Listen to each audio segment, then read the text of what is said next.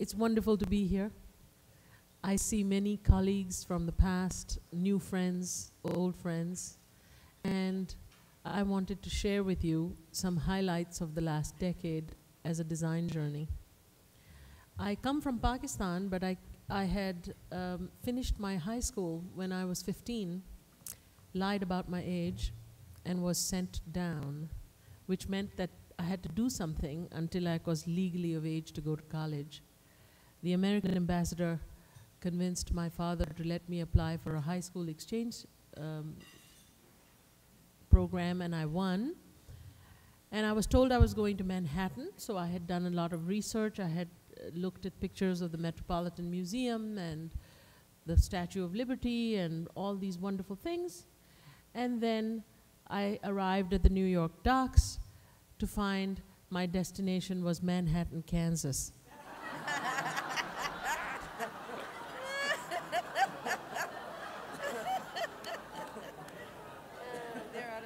They say that lives pivot on decisions like that.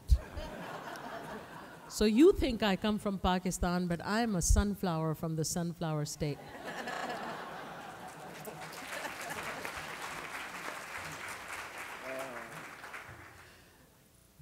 That time in Kansas gave me the grounding and my signal most powerful argument to Bob Dole when I ended up at the National Endowment for the Arts.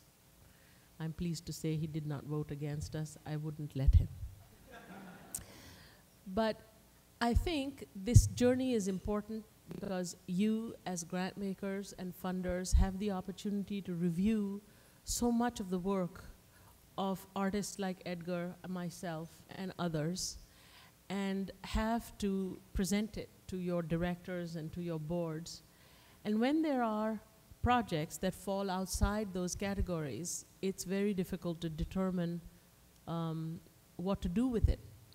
And my approach to that has always been one of reaching into the interdisciplinary arsenal of strategies.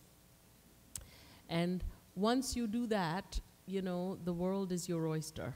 So I have had tremendous good luck from doing that, and I wanted to share with you some moments, starting with a signal moment at the National Endowment for the Arts when I was running something called the Mayor's Institute for City Design, where 8 mayors and different people came together to discuss an issue of urban import.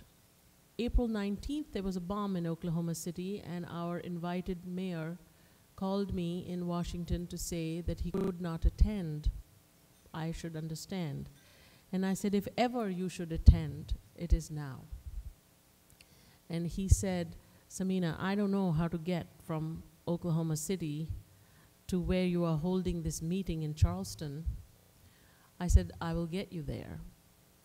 So I found out where the corporate jets were parked and got AT&T to fly the mayor from Oklahoma City to Charleston, got the mayor of Charleston to refuel his plane, and sent him back to Oklahoma City that same day, armed with the idea that the NEA would run the design charrettes to improve that entire situation.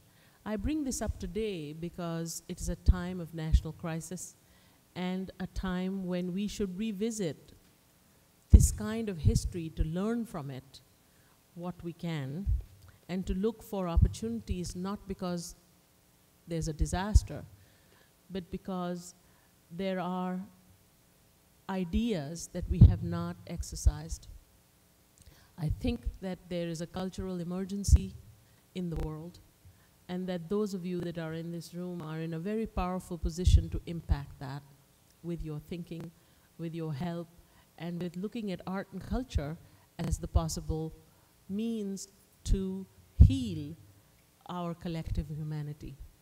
So I have the privilege of having Alexander the Great and his technological armies at my disposal, so we will begin.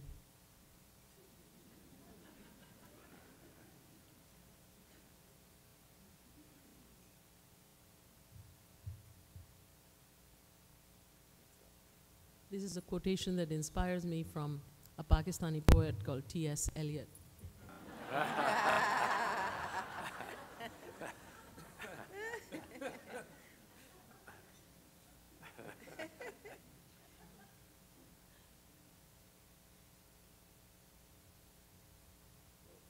When I did the rehearsal with my wonderful colleagues at this table, they suggested that since I was a cultural nomad and an anarchist anyway, that I should begin with the conclusion. They're trying to throw me off, I know. But you know what? All of you are on my side. So here we go with the conclusion. And it's a framing argument. It's about the things that inform the work that I do. And in sharing it with Edgar, I find that a lot of it informs the work he does. So it's very, very special as a mission statement.